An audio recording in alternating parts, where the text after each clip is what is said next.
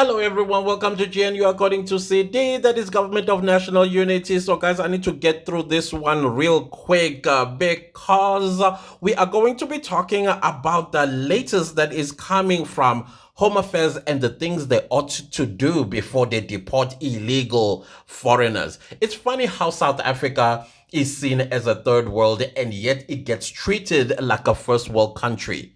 When it comes especially to our laws, people come to our country illegally, and once they're in here, suddenly the law must kick in to keep them legally in the country. That doesn't make sense to me at all. A criminal is a criminal, and a criminal belongs in jail.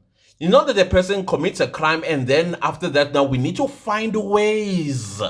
Well, no, throw the person in prison if the person has broken the law. And in this instance, people are breaking the law by coming into the country. You take them back, irrespective of how much we are spending. We still need to send them back. Just because we are spending 52 million rand doesn't mean now we need to sit on our laurels, twiddle our thumbs, and then say, oh, well, we're going to take the 52 million rand and create jobs. We've been having 52 million rand. Why these jobs are not there? Sometimes the way we think, it's seriously something that makes me wonder why we're in this situation because of that shallow thinking. 52 million rand, we could create so many jobs with that. Like, seriously? Come on, man. Come on. I don't care. It's our money.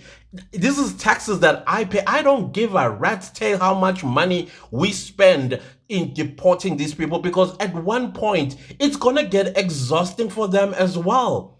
And also, you are planting a seed of fear that they must not walk the streets of South Africa thinking that a van might not stop, throw them in back of the van, and then drive all the way to Bait Bridge, if it's Bait Bridge. And then if they do come back, guess what? At some point, they will get caught again and sent back. They will live like rats. So this thing of that, oh, this 52 million rand could create jobs. It's been there. So why those jobs are not there? Why those jobs are not there? No, I am sorry. I cannot with some people. I cannot. Because the whole question is gaslighting South Africans to say, why don't we use this 52 million rand by creating jobs? In other words, you're saying, no, leave them because it's gonna cost us too much money to send them back. No, that means South African government from this point on needs to give Home Affairs extra amount of money to ensure that a year, we must even set a goal. 1 million a year send home. Keep others at Lindela so that others that are out there, they'll be thinking, if I go out today, chances are I'm not coming back home. Now let's come up with a strategy. This question of, because they're not even offering any solution, and the only solution they have is something that they think just by the size of their nose. Let's create jobs with the 52 million. Like, seriously? Anyways, there's an article by Times Live that I just saw. It was published on the 23rd of October 2024. It was written by, let's see who the reporter here. I think it's Ernest Mabuza. And the headline says, steps Home Affairs must take before deporting illegal foreigners. All right.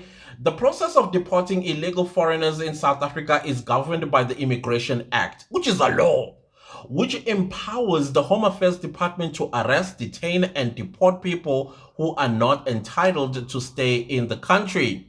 Home Affairs Minister Leon Schreiber, in a reply to a parliamentary question, said the department spent close to 53 million rand between April and August to deport 19,750 illegal foreigners. And I know this question came from the EFF. The EFF, they strategically wanted South Africans to go, so much money, I know we must not deport them. They're playing psychological games with South Africans by, inverted commas, exposing the amount of money that the government is spending. The same money that don't even go to the South African people. So we might as well just spend it on sending 20,000 illegal immigrants. I don't mind that. I don't mind it at all. Because that 52 or 53 million rand is still not coming into our pockets. It's still not creating jobs. it is still not doing anything that is tangible for South Africans. So let's take that 53 million and 20,000 a day or in 3 months and keep sending them home. I don't mind that. I'm not going to be manipulated by your so-called Pan-Africanists because this is what exactly they are doing. They are saying, you see, it takes 53 million rand. And then I even saw somebody says, yeah, the moment you drop them at the border, they come back. That means you've wasted 53 million rand. Oxalayo, they will not be comfortable in South Africa knowing that 53 million rand might be the reason why I'm going to be taken to Bait Bridge. It costs money to come back to Joburg. It does. And also, maybe the moment you arrive in Joburg, still illegal, you get caught again, you'll be sent. No, we'll play this game. If they want to play this game, let's play it. Let's play it. We got the money for it. And then the article continues to say the Scalabarini Center, this is the NGO that hates South Africans. I think this NGO needs to be investigated, who owns it, as well as what is this person's intentions, because they always take home affairs to court and basically challenging South Africans about their own laws. They want foreigners to break the laws in being in South Africa. So the Scalabrini Center for of Cape Town, a non-profit organization, would help they say migrant, not illegal immigrants, migrant communities and displaced people, detailed the process which must take place after someone has been found to be illegally in the country. No, the people shall govern. We are not going to be told by some NGO, goodness knows from where, how we should run our country. We are the country, the people. So if you want, they are not the people. You are just an NGO who you don't represent us, the people. You're representing people that don't even vote in this country. The center says there are certain groups of people who may not be detained for the purposes of deportation. These include asylum seekers and refugees who are protected against deportation, as this might lead to them being persecuted back home. Then let's create a refugee camp. Fine, I have no issues with them being in South Africa, but can they be removed from our communities? Because clearly they don't respect us. They have no respect for us. Why? Because they know they have you. Now let's go. I don't have a problem with refugees and asylum seekers being in South Africa, but now can they be removed from our communities because they've already shown their hand to us? They don't care. They're feeding us with rubbish, but you say nothing about that, do you? And you will not, because it's in the best interest of South Africans if you do.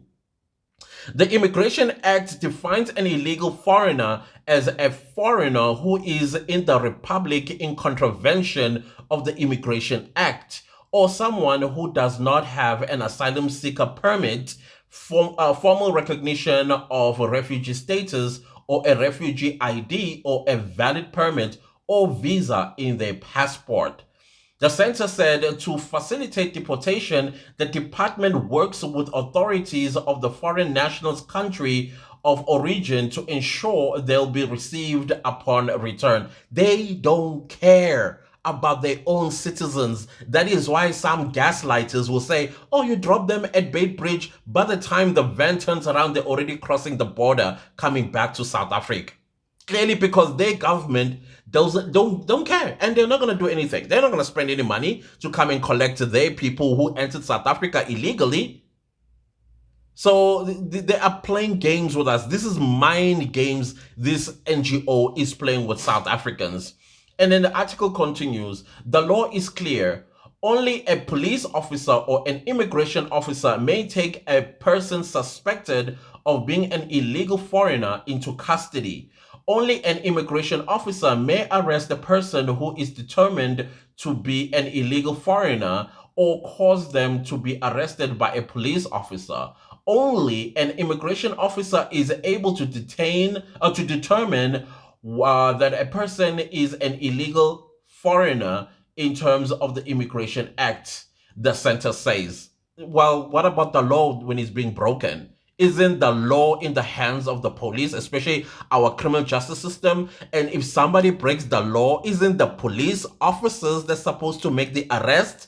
And upon determining or upon discovering that the criminal is an illegal foreigner, that is when they involve immigration. You see how they are trying to mislead the people of South Africa? This is not what we voted for. This organization needs to be investigated, I say, and actually expelled from South Africa. And the article continues to say detained people will usually be held at some police stations, prisons, detention facilities, and offices under the management of the department. Those detained for deportation may be transferred to the Lindela Repatriation Center in Krugersdorp, the country's only immigration detention center. Lindela is managed by facilities management company Enviromongs, which also provides security services on behalf of the department. Scala, this is an awful name as well. Scalabrini, shoot, alleged many people detained at Lindela were not able to access the rights entitled to them. Like what? How do you claim entitlement in a country you entered illegally? Because the moment you break the law, entitlement is taken away from you. Rights are limited as well. But these rights are for South African citizens. When did they assume these rights? When you break the law of the country. Make it make sense. Detainees are frequently subjected to unlawful detention periods, including over 120 days in illegal sentencing, restricted access to legal representation, a lack of availability of interpreters, corruption, and bribery, and the use of force. What were they doing in South Africa illegally? What were they doing illegally? Now we need to give them legal representation. Now we need to give them liberty. And also they must determine how many days they need to be detained there for. How about us first raising some funds so that we are able to deport them back? Right now, there is already 51 million rand is being wasted deporting these people instead of taking this money and creating jobs. No, if it's 100, it's going to take us 120 days to raise 53 million rand to deport them home. Then that's what we're going to do. That is what we're going to do. Now we must use our taxpayers' money to find them interpreters. Interpreters. When did this become our problem? You know, I agree with Kagame of Rwanda that he's not going to be told by anybody what to do with the sovereignty of his country. He's not. He answers to nobody. I think that's where we made a mistake as well. Now, they say South Africa is a third world country, but we are being treated like a first world country when it comes to immigration. How is that even possible? Let's continue with the article. One of the latest issues that brought a legal challenge from Scalabrini this year was the alleged detention and deportation of asylum seekers before they could make an application for asylum. Are you kidding me? Are you kidding? They were yet to apply. That means at the time before application, they were illegal. This is the thing that it's a voice note of some sort from an illegal, I'm sure as tomorrow exists, that then Nigerian lawyer in Cape Town whose voice note was leaked advising Nigerians as well as other illegal foreigners that when you get arrested, quickly tell the police that you are an asylum seeker and your application is still with Home Affairs. The police will leave you alone because there's a judgment in Cape Town by this Satan, NGO that says asylum seekers and people applying for asylum seekers must not be deported. So now every Tom, Dick, and Harry who is illegal in South Africa, the moment they are caught by the police, they say, no, my application is with Home Affairs. I am an asylum seeker. And here we are having a case of somebody that was alleged to be deported as an asylum seeker before they could make an application for asylum. So that means they were living freely in South Africa, breaking the laws of them being here. And the moment when they were caught, they were deported. Scarada Barini then said, hey, this person intended to apply for asylum seeking. The nerve. Scala Baririni said this disturbing news practice of unlawfully arresting asylum seekers at refugee reception offices across South Africa began nationwide in November last year. No, you can go jump on the cliff for real. In September this year, the Western Cape High Court granted an interim order interdicting the department from initiating any process to deport any foreign national present in South Africa if that person has indicated their intention of applying for asylum until their asylum application is determined on the merits. Of course, we all know how long this process is going to take. Well, anyways, it was under the ANC, so it could take years. Basically, ANC allowed them to stay. That is why they were withholding their applications and making a decision on them. Now, hopefully, this GNU, they're going to do as quickly as possible, deny them this so-called asylum application, especially those that do not qualify. From what I understand, Zimbabweans don't qualify for asylum permits as well as refugees. Nigerians don't. Pakistanis don't. Bangladeshis don't. Ethiopians don't. From what I understand, the only nation on the African continent that South Africa allows the asylum status as well as refugee is Somalis. That's what I understood. The same ones who now point us with guns in our communities. Yeah, the Somalis. That's how I understood it when somebody explained it to me, that that's the only nation that is allowed to cry asylum seeking, even if they have not even made an application, as long as they say, I'm a Somali and I intend on applying for asylum. Then the police must leave them alone according to this judgment. And it's an interim judgment. I think it expires sometime in March 2025. But that means between now and 2025, the Department of Home Affairs needs to determine on merits whether to grant the asylum status or refugee status or deny it. So, of course, if you're a Zimbabwean, Nigerian, whoever, Mozambican, DRCer, you don't qualify. You don't qualify. Part B of the case, which will be heard at a later date, will address the constitutionality of the contested provisions. So that means the Department of Home Affairs themselves, they are going to go and I don't know if they're going to apply in the Constitutional Court. I don't know the constitutionality of this judgment or whatever. So yeah, can the Pan-Africanists understand that that 53 million rand is coming from us taxpayers, and we are okay?